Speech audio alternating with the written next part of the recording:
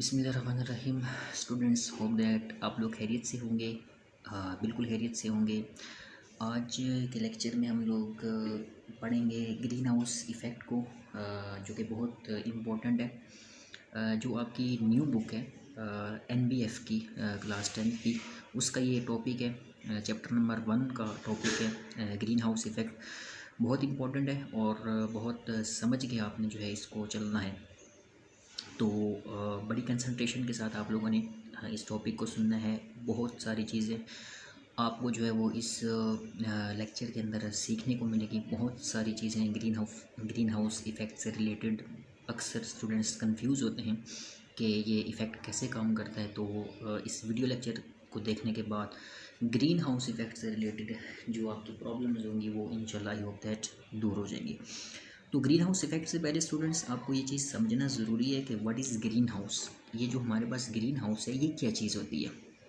जब आपको green house की समझ आ जाएगी तो उसके बाद ही आपको जो है वो ग्रीन हाउस इफ़ेक्ट की समझ आएगी।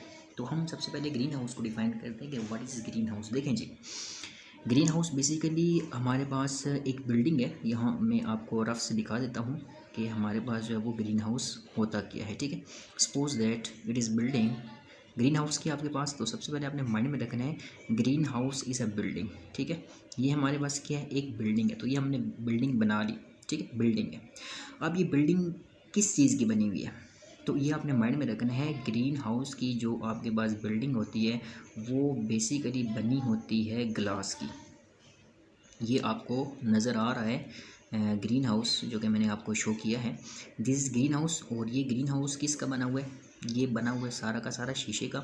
इसकी जो रूफ़ होती है वो भी शीशे की बनी होती है और जो इसकी वॉल्स होती हैं ये भी किसकी बनी होती हैं, शीशे की बनी होती हैं। तो पहली चीज़ आपने माइंड में रखनी है, ग्रीन हाउस की है। Green house is a building जो कि किसकी बनी हुई है, जो कि ग्लास की बनी हुई है। इसकी जो वॉल्स होती हैं वो भी ग्लास की होती हैं और इसकी जो रूफ़ है वो भी किसकी होती है, वो भी ग्लास की बनी होती है। अब देखें इस ग्रीन हाउस का काम क्या होता है। बेसिकली ये जो आपके पास ग्रीन हाउस है इसका काम होता है प्रोटेक्शन प्लांट्स की। ऐसे प्लांट्स जो कि कोल्ड वेदर के अंदर सरवाइव नहीं कर पाते, तो उनको प्रोटेक्ट करने के लिए हम लोग क्या करते हैं, ग्रीन हाउस बनाते हैं। इस ग्रीन हाउस का काम क्या होता है, प्लांट्स को कोल्ड वेदर से प्रोटेक्ट करके उनकी ग्रोथ में हेल्प करना। ये हमारे पास काम होता है किस चीज़ का, ये ग्रीन हाउस का काम होता है। अब वेरी इंपॉर्टेंट कि ये हमारे पास ग्रीन हाउस काम कैसे करता है। ठीक है, ये समझना बहुत ज़रूरी है कि जो हमारे पास ग्रीन हाउस है वो काम कैसे करता है। ठीक है, सपोज दैट देखिए हम लोग सपोज कर लेते हैं कि हमारे पास यहाँ पे जो है वो सन है। दिस इज सन, ये हमारा सन आ गया। ठीक है, ये सूरज है आपका। ठीक है, इसको आपने कह दिया सन, ये हमारा क्या आ गया सन। अब यहाँ पे आपको पता है सन से क्या आता है, सन से हमारे पास in the form of waves light आ रही है। ठीक है, विजिबल लाइट हमारे पास आ रही है। सन से हमारे पास क्या आ रहा है, ये हमारे पास लाइट आ रही है। अभी हमें देखिए आपने करना क्या है, यहाँ पे अक्सर अब यहाँ पे होने वाला क्या है, देखें यहाँ पे ये चीज़ होती है कि जो हमारे पास सन से आने वाली वेव्स हैं क्या करती हैं, वो जाके स्ट्राइक करती हैं इस ग्रीन हाउस के ऊपर। चूँकि ये बना होता है किसका, ग्लास का, तो क्या होगा, ये इसको क्रॉस कर जाएंगी और यहाँ पे आपके पास सपोज दैट बहुत सारे जो है वो प्लांट्स पड़े हुए हैं। ठीक है, यहाँ पे हम लोग छोटे छोटे प्लांट्स बना लेते हैं। सपोज दैट ये हमारे पास छोटे छोटे यहाँ पे प्लांट्स पड़े हुए हैं। ठीक है, ये प्लांट्स हमारे पास पड़े हुए हैं। बहुत सारे प्लांट्स हमारे पास जो है पड़े हुए हैं किसके अंदर, ग्रीन हाउस के अंदर। These are plants. क्या होगा, देखें अब आपके पास यहाँ पे क्या होगा, हमारे पास जो है वो हीट एनर्जी आएगी, सन से हीट एनर्जी आएगी, इस ग्रीन हाउस को क्रॉस करेगी। चूँकि ये बना होता है किस चीज़ का, ये बना होता है आपके पास ग्लास का। तो ये यहाँ से हो जाएंगी क्रॉस होगी, क्या होगा, इन प्लांट्स के ऊपर जाके पड़ेंगी। अब क्या होगा, ये जो हमारे पास प्लांट्स होंगे या ग्रीन हाउस के अंदर पड़ी हुई जो चीज़ें होंगी वो क्या करेंगी, ऑब्जॉर्ब करेंगी। यहाँ से आने वाली जो आपके पास आ रही हैं वेव्स आ रही हैं या जो आपके पास हीट आ रही है उसको ऑब्जॉर्ब कौन करने वाला है, ये यहाँ पे पड़े हुए प्लांट्स सारे के सारे क्या करेंगे, ऑब्जॉर्ब करेंगे। तो हम लोग बना लेते हैं सपोज दैट ये हमारे पास देखें वेव्स आ रही हैं, ये वेव्स आ रही हैं, ये वेव्स यहाँ तक पहुँच रही हैं और इनको जो है ये ऑब्जॉर्ब कर रहा है। कौन ऑब्जॉर्व कर रहा है, ये प्लांट्स जो कि आपके ग्रीन हाउस के अंदर पड़े हुए हैं। अब होता ये है, देखें ये क्या होगा, ये ऑब्जॉर्व करेंगे प्लांट्स का क्या होगा, टेम्परेचर बढ़ेगा। जब प्लांट्स का टेम्परेचर बढ़ेगा तो फिर क्या होगा, इनसे भी रेडिएशंस इमिट होंगी।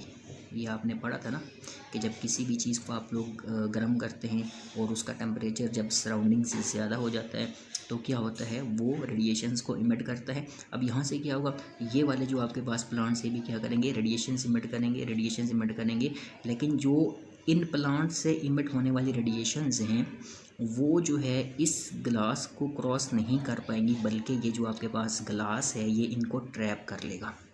तो यहाँ पे क्या हो रहा है, देखें सन से आने वाली रेडिएशंस को ये ग्लास पास करवा रहा है, लेकिन जो निकलने वाली रेडिएशंस, यहाँ से निकलने वाली रेडिएशंस हैं, ये इंफ्रारेड रेडिएशंस है, याद रखिएगा, ठीक है। इंफ्रारेड रेडिएशंस जो जितनी भी यूनिवर्स के अंदर ऑब्जेक्ट्स होती हैं वो जो रेडिएशंस इमिट कर रही होती हैं वो कौन सी होती हैं, इंफ्रारेड रेडिएशंस होती हैं। तो यहाँ से आने वाली जो हमारे पास रेडिएशंस हैं उनको ये जो आपके पास ग्रीन हाउस है अलाउ कर रहा है, उनको पास करने दे रहा है, उनको पास होने दे रहा है। और जो रेडिएशंस यहाँ से आ रही हैं, ऑब्जेक्ट्स जो रेडिएशंस इमिट कर रहे हैं या प्लांट्स जो रेडिएशंस इमिट कर रहे हैं, वो जो हमारे पास ये ग्रीन हाउस है ये इसको पास नहीं करवा रहा। इसकी क्या रीज़न है, वेरी इंपॉर्टेंट। देखें हमारे पास एक लॉ है, ठीक है, समझना है, बहुत ज़रूरी है इसको समझना कि ये क्या हो रहा है, ये क्यों हो रहा है, ठीक है, वेरी इंपॉर्टेंट। हमारे पास एक लॉ है जिसको हम कहते हैं वेन्स डिस्प्लेसमेंट लॉ। कौन सा लॉ, वेन डिस्प्लेसमेंट लॉ। देखें अब ये वेन डिस्प्लेसमेंट लॉ क्या है, ये हमें ये बताता है कि हमारे पास जो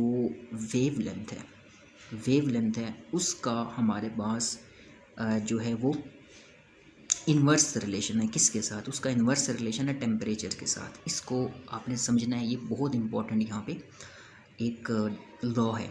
अब देखें, अब अगर आप बात करें सन की, सन तो आपके पास क्या है, बहुत हॉट ऑब्जेक्ट है, बहुत गर्म ऑब्जेक्ट है, लेकिन ये जो हमारे पास यहाँ प्लांट्स पड़े हुए हैं ये सन की निस्बत तो बहुत ठंडे हैं। तो इसका मतलब ये होगा कि जो हमारे पास रेडिएशंस आ रही हैं सन से, ठीक है, जो सन से रेडिएशंस आ रही हैं या जो रेडिएशन सन इमिट कर रहा है वो जो है उनकी जो वेवलेंथ होगी वो बहुत ज़्यादा शॉर्ट होगी, ठीक है। वेवलेंथ कैसी होगी, बहुत ज़्यादा शॉर्ट होगी, समझ रहे हैं बात को। जो आपकी रेडिएशंस सन से आएंगी आपने याद रखना है उसकी जो वेवलेंथ होगी वो बहुत ज़्यादा क्या होगी, बहुत ज़्यादा शॉर्ट होगी, ये माइंड में रखिएगा। उसके बाद ये जो आपके पास प्लांट्स हैं इनका टेम्परेचर इतना ज़्यादा नहीं है, ठीक है, तो क्या होगा, जो प्लांट्स हैं, प्लांट्स जो रेडिएशंस इमिट करेंगे, जो प्लांट्स रेडिएशंस इमिट करेंगे उनकी वेवलेंथ क्या होगी, उनकी वेवलेंथ आपने माइंड में रखना है, उनकी वेवलेंथ बहुत ज़्यादा लॉन्ग होगी। क्या होगी, लॉन्ग होगी, क्योंकि जो हमारे पास रेडिएशंस इमिट हो रही होती हैं वो जो उनकी वेवलेंथ होती है वो डिपेंड करती है टेम्परेचर के ऊपर, समझ रहे हैं। जो गर्म ऑब्जेक्ट्स होती हैं उनसे जो रेडिएशंस निकलती हैं उनकी वेवलेंथ शॉर्ट होती है, और जो हमारे पास थोड़ी ठंडी ऑब्जेक्ट्स होती हैं, कोल्ड ऑब्जेक्ट्स होती हैं, उनसे जो रेडिएशंस इमिट होती हैं उनकी जो आपके पास वेवलेंथ होती है वो लॉन्ग होती है। अब यहाँ पे देखें क्या हो रहा है, सन से आने वाली रेडिएशंस की वेवलेंथ बड़ी और जो ऑब्जेक्ट्स या प्लांट्स रेडिएशंस इमिट कर रहे हैं इनसे जो आपको मिल रही हैं वेवलेंथ जो मिल रही है वो बहुत छोटी। अब ये चीज़ भी आपको याद होनी चाहिए या ये चीज़ आपको पता होनी चाहिए, एनर्जी का वेवलेंथ के साथ कैसा रिलेशन है, इन्वर्स रिलेशन है। समझ रहे बात को, एनर्जी का वेवलेंथ के साथ इन्वर्स रिलेशन है, मींस दैट जिस भी रेडिएशन की वेवलेंथ ज़्यादा होगी उसके पास एनर्जी क्या होगी, बहुत कम होगी। समझ रहे बात को, वेरी इंपॉर्टेंट कॉन्सेप्ट। और जिस भी रेडिएशन की वेवलेंथ छोटी होगी, कम होगी, शॉर्ट होगी, उसके पास एनर्जी बहुत ज़्यादा होगी। अब इधर आ जाएं आप लोग, देखें ये जो आपके पास आ रही हैं रेडिएशंस इनकी वेवलेंथ क्या है, छोटी है, बहुत कम है, इनके पास एनर्जी क्या होगी, ज़्यादा होगी। जब इनके पास एनर्जी ज़्यादा होगी तो ये इजीली ग्लास को क्या करेंगी, क्रॉस कर जाएंगी। समझ रहे बात को बच्चों, वेरी इंपॉर्टेंट कंसेप्ट। और जो आपके पास यहाँ पे ऑब्जेक्ट्स पड़ी हुई हैं उनकी वेवलेंथ लॉन्ग है, तो जब वेवलेंथ बड़ी होगी तो एनर्जी क्या होगी, उनके पास एनर्जी कम होगी। जब एनर्जी कम होगी तो ग्लास जो है उनको क्रॉस नहीं करने देगा।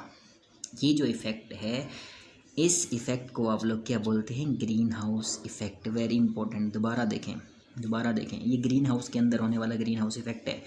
जो रेडिएशन सन से आ रही हैं उनका क्रॉस करना किस चीज़ को, ग्लास को, और जो रेडिएशंस आ रही हैं प्लांट से उनका ग्रीन हाउस के अंदर ट्रैप हो जाना, यही तो मेरे बेटे क्या है, यही तो ग्रीन हाउस इफ़ेक्ट है। इसी को हम क्या कहते हैं, ग्रीन हाउस इफ़ेक्ट। और मैंने आपको रीज़न बता दिया, रीज़न भी मैंने आपको बता दी कि हमारे पास जो सन से आने वाली रेडिएशंस हैं वो ग्लास को क्यों क्रॉस कर रही हैं, और जो प्लांट्स रेडिएशन इमिट कर रहे हैं वो ग्लास को क्यों नहीं क्रॉस कर पा रही, क्यों ट्रैप हो रही हैं। ये रीज़न मैंने आपको बता दी। ये टोटली किसका चक्कर है, ये टोटली वेवलेंथ का चक्कर है। आई होप दैट आप लोग इस चीज़ को समझ गए होंगे। अब देखें जी आगे क्या होने वाला है। आपको पता है कि जो हमारे पास एटमॉस्फेयर है, atmosphere is a mixture of gases.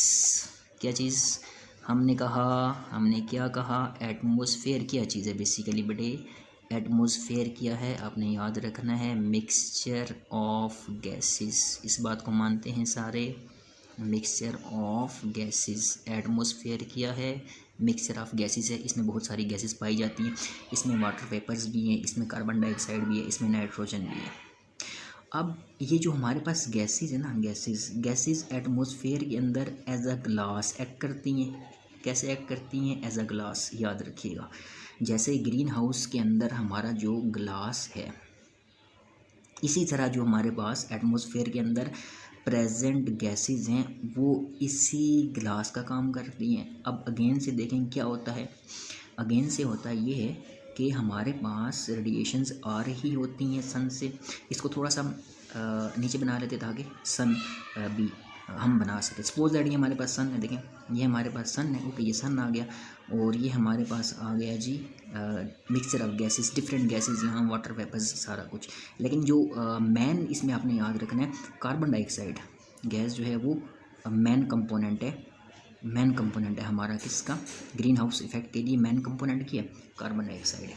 तो ये आपके पास एक लेयर बनी हुई है, इसमें कार्बन भी है, इसमें वाटर वेपर्स भी हैं, और इसमें कुछ और गैसेस भी। अब यहाँ पे देखें होता क्या है, यहाँ से आ रही हैं रेडिएशंस, ये रेडिएशंस आ रही हैं, ये रेडिएशंस आ रही हैं, ये रेडिएशंस आ रही हैं, ये पड़ रही हैं किसके ऊपर, ये हमारे पास पड़ रही हैं इस लेयर के ऊपर जो कि यहाँ पे बनी हुई है। ओके, अब होता क्या देखें, यहाँ से आने वाली रेडिएशंस के पास एनर्जी ज़्यादा है। क्या है, एनर्जी ज़्यादा है, क्योंकि इनकी वेवलेंथ कम है, इनका पास एनर्जी क्या होगी, ज़्यादा होगी। ये जब आएंगी इस लेयर के ऊपर पड़ेंगी तो यहाँ से क्रॉस कर जाएंगी, और ये आपके नीचे आ गई, सपोज दैट ये हमारे पास अर्थ आ गई।